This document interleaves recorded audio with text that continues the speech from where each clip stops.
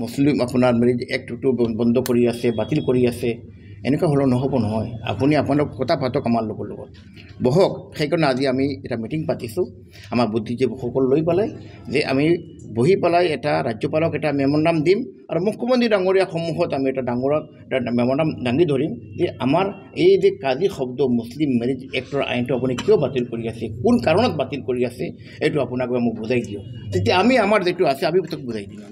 এই মিটিংখন কিয় ইমান দেৰি হ'ল আপোনালোকৰ? কাৰণ এই কাজিৰ যিটো প্ৰথা বা এই আইনখনৰ বিষয়ে বহুত দিনৰ পৰা চৰ্চা হৈ আছে, এতিয়ালৈকে আপোনালোকে আলোচনা কৰাই নাই, আপোনালোকে মেম'ৰাণ্ডাম দিবহে, কিন্তু ইতিমধ্যে আইন নহয় কাজীসকলে অলৰেডি আপোনাৰ মুখ্যমন্ত্ৰী ডাঙৰীয়া তাত গৈছিলে, মেম'ৰাণ্ডামো দিছিলে।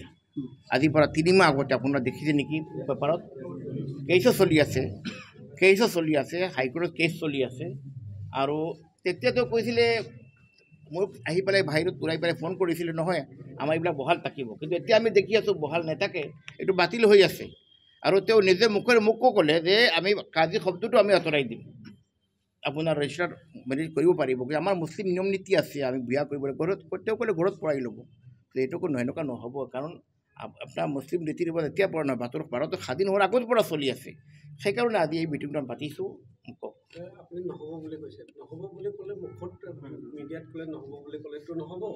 গতিকে আপোনালোকৰ আমাৰ ষ্টেপ এইটো হ'ল, আপুনি কেনেকুৱা বন্ধ কৰিব, আপুনি খালি বন্ধ কৰিলেও নহ'ব, কৰিলেও হ'ব। সেইকাৰণে আমি আপোনাৰ সন্মুখত CMৰ সন্মুখত আমি আজি বহি পেলাই নিৰ্ণয় লৈ আছোঁ। আমি সেই নিৰ্ণয়ক আমি কিছু ব্ৰিফিং তেওঁক দিম।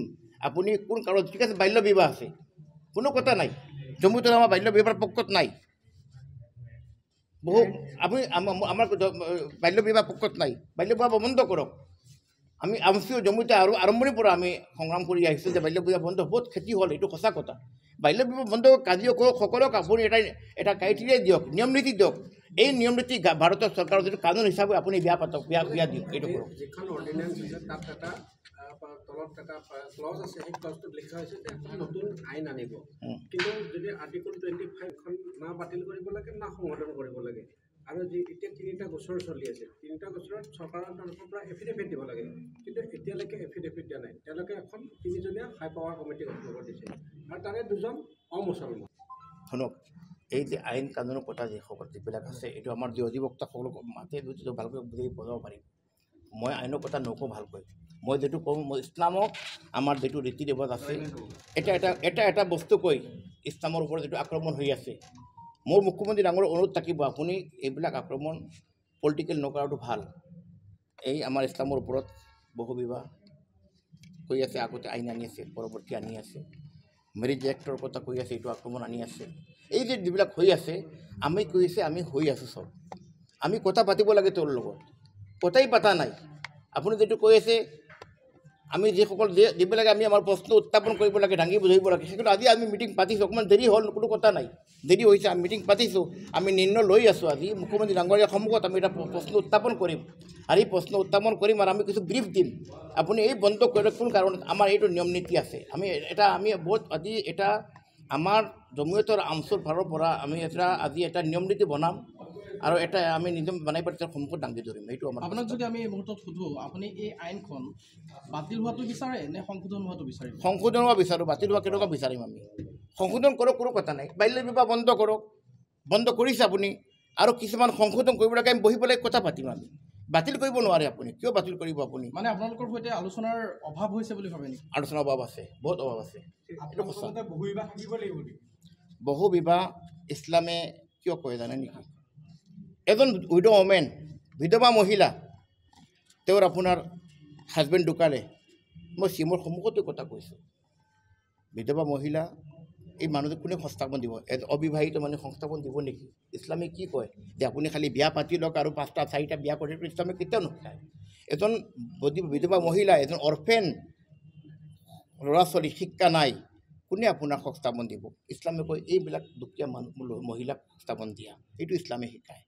আপুনি আৰু যদি কেতিয়া লিভিং ৰিলেশ্যন যিটো হয়, এইটো ইছলামক হওক, যিকোনো ধৰ্ম, হিন্দু ধৰ্ম, মুছলমান ধৰ্মত লিভিং ৰিলেশ্যন নাই, কানুন বেলেগ কথা। আমি লিভিং ৰিলেশ্যন, এই যে ল'ৰা ছোৱালী বাচ্চা পইদা হ'ব, বায়'লজিকেল বাপ কোনে থাকিব, নাম কোনে দিব? ইছলামে কেতিয়াও নিবিচাৰে। সেইকাৰণে এইবিলাক কিছু কথা আছে, এইবিলাক মুখ্যমন্ত্ৰী ডাঙৰীয়া আমি কথা পাতিছোঁ।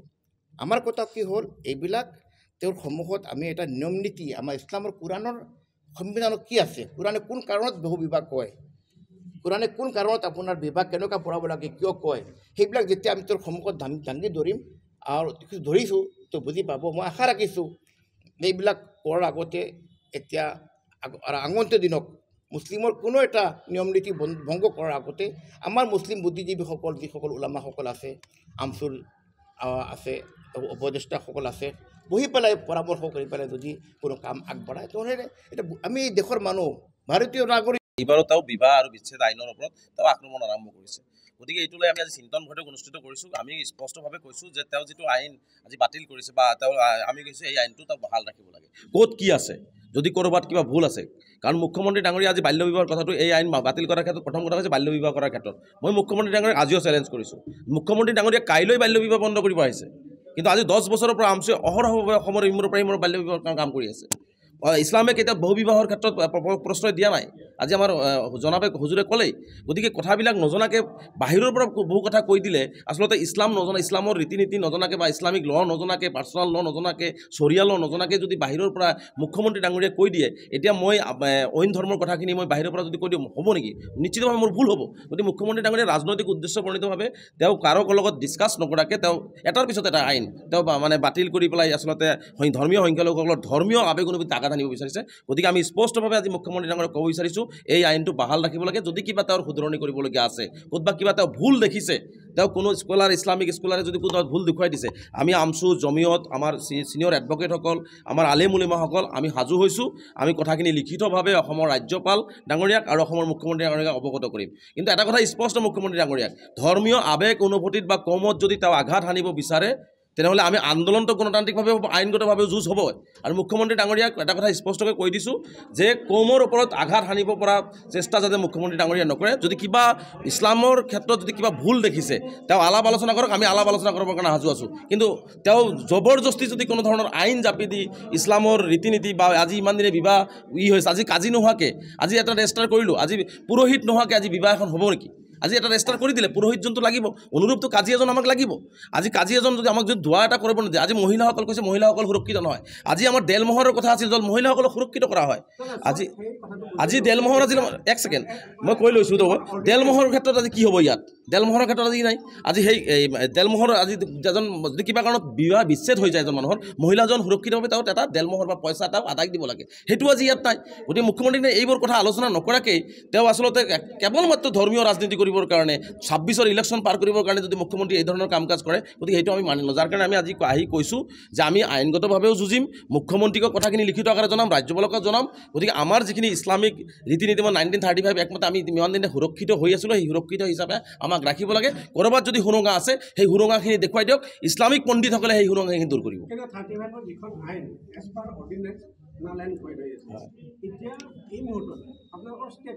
চাওক এতিয়া আমি আজি দেখোঁ মুখ্যমন্ত্ৰী ডাঙৰীয়াই এটা হাহাকাৰ পৰিৱেশৰ সৃষ্টি কৰিছে। না তেওঁ ৰেজিষ্টাৰ অফিচত কাকো নিযুক্তি দিছে, না কাজীসকলক তেওঁ অনুমতি দিছে। এইটো তেওঁলোকে এতিয়া বাতিল কৰাৰ নিচিনা পৰিৱেশ এটা হৈ দিছে। আজি বিবাহৰ ক্ষেত্ৰত আজি কোৰ্টত আহিবলগীয়া পৰিৱেশ হৈছে, আমি কোৰ্টত আপিল কৰিবলগীয়া হৈছে, মই বিবাহ কৰিম, মোৰ ৰেজিষ্টাৰটো কোনে কৰিব? গতিকে মুখ্যমন্ত্ৰী ডাঙৰীয়াই জবৰদস্তি আমাৰ বিবাহৰ ক্ষেত্ৰতো তেওঁ এটা বাধা সৃষ্টি কৰি আছে। সেইকাৰণে আজি আমি বহিছোঁ যে মুখ্যমন্ত্ৰীক কথাখিনি আমি ভালকৈ অৱগত কৰিম। অসমৰ মুখ্যমন্ত্ৰী হয় যিহেতু তেওঁ আমাৰ মুখ্যমন্ত্ৰী, গতিকে আমাৰ ইছলামৰ ওপৰত যিখিনি আজি 3-4 মাহৰ পৰা বিবাহৰ ক্ষেত্ৰত এটা হাহাকাৰ পৰিৱেশ হৈছে, এই কথাখিনি অৱগত কৰিম। তাৰপিছত আমাৰ কথাখিনিও লিখিত আকাৰে জনাম, মুখ্যমন্ত্ৰী কি ক'ব বিচাৰিছে সেইখিনিও আমি শুনিম। শুনাৰ পিছত আমাৰ কথাখিনি যদি মুখ্যমন্ত্ৰী ডাঙৰীয়াই ইছলামিক ৰীতি নীতি বা ইছলামৰ বিবাহ বিচ্ছেদ বা ইছলামৰ যিখিনি মানে ধৰ্মীয় আইন কানুন যিখিনি আমাৰ আছে সেইখিনিক যদি তেওঁ পাকে প্ৰকাণ্ঠে ধ্বংস কৰিব বিচাৰে, আমি স্পষ্টকৈ কৈছোঁ আমি আইনগতভাৱেও যুঁজিম, ৰাজপথত যুঁজিম। কিন্তু ইছলামৰ ওপৰত বা ইছলামিক ধৰ্মীয় বিবাহ বিচ্ছেদৰ ক্ষেত্ৰত তেওঁ যদি আঘাত কৰিব বিচাৰে সেইটো আমি মানি নলওঁ। বিগত 4 মাহ অৰ্ডিনেন্স প্ৰকাশ পোৱাৰ পিছত কি ধৰণে নিকাহটো সম্পন্ন হৈ আছে বা চাওক আমাৰ ইছলামিক ৰীতি নীতি মতে বিবাহটো বিবাহ হ'বই। আমাৰ কথা হৈছে আমাৰ ইছলামিক ৰীতি নীতি মতে আমাৰ বিবাহ হ'বই। এতিয়া ৰেজিষ্টাৰ হ'লেও আমাৰ ইছলামিক ৰীতি নীতি মতে বিবাহ হৈ আছে, হৈ থাকিব আৰু কৰিবই লাগিব। এইটো আপুনি মই বাৰে বাৰে কৈছোঁ যে এজন আপুনি কোৰ্টত যাই ৰেজিষ্টাৰ কৰিলেও আপুনি হয়তো কোনোবা এটা মন্দিৰত গৈ বা কোনোবা এটা গীৰ্জাত গৈ আপুনি সেইখিনি পুৰোহিতৰ জৰিয়তে বা আমাৰ ইহৰ জৰিয়তে আমি ফাদাৰৰ জৰিয়তে সেইখিনি আমি কৰিব লাগিব। আমাৰ ধৰ্মীয় যিখিনি মৌলানা আছে মৌলানাৰ জৰিয়তে আমি সেইখিনি কৰিব লাগে, সেইখিনি আমি কৰিবই লাগিব আৰু সেইখিনি ৰীতি নীতি চলি আছে। কিন্তু আজি আজি এটা মানে চৰকাৰীভাৱে যে আজি এটা মানে মানুহখিনি যে বিপাঙত পৰি আছে চৰকাৰীভাৱে যে তেওঁলোকক আচলতে কৰা হৈ থকা নাই এই কথা বাৰ্তাখিনি আচলতে মুখ্যমন্ত্ৰীয়ে আচলতে ষড়যন্ত্ৰ কৰি আছে যাৰ কাৰণে আমি সেইকাৰণে আজি ইমাৰ্জেঞ্চি বহিব লগা হৈছে জমিয়ত আমছু অসমৰ বিভিন্ন বুদ্ধিজীৱীক লৈ আমি বহিব লগা হৈছে কথাখিনি আজি আমি ইয়াতে আজি আমাৰ যিখিনি সাৰমৰ্ম কথাখিনি আজি আমাক ছাজেশ্যন দিছে এইখিনি কথা আমি অৱগত কৰিম যদি আমাৰ এই বিবাহ 1935 চনৰ বিবাহ আইন বিয়াৰ বিচ্ছেদ এই ক্ষেত্ৰত যদি তেওঁ ভাল ৰাখি যদি সুবিধা কৰি নিদিয়ে তেনেহ'লে পৰৱৰ্তী পৰ্যায়ত কিন্তু মুখ্যমন্ত্ৰী ডাঙৰীয়াই সমগ্ৰ অসমতে কিন্তু ধৰ্মীয় আৱেগ অনুভূতিত যি আঘাত অনাৰ প্ৰৱণতা আৰম্ভ কৰিছে তাৰ কাৰণে কিন্তু বাধাৰ সৃষ্টি হ'ব কিন্তু কেৰালা আৰু জম্মু কাশ্মীৰৰ ক্ষেত্ৰত যিখন ৰুল আছে তেওঁলোকৰ বা আইন আছে সেই আইনৰ কথাটো তেওঁ এটা সময়ত উল্লেখ কৰিছিল গতিকে সেই ধৰণৰো হ'ব পাৰে কাৰণ তাতেও কাজি চিষ্টেমটো নহয় যদি মুখ্যমন্ত্ৰী ডাঙৰীয়া তেনেহ'লে আমিও আইন বনাব লাগিব আমি আম পাব্লিকে আইন বনাই আমি অসম বিধানসভাত জমা দিব লাগিব আমিও তেনেহ'লে আইনৰ নতুন আইন আমি কাৰণ আমাৰ কথা হৈছে যে ইছলামিক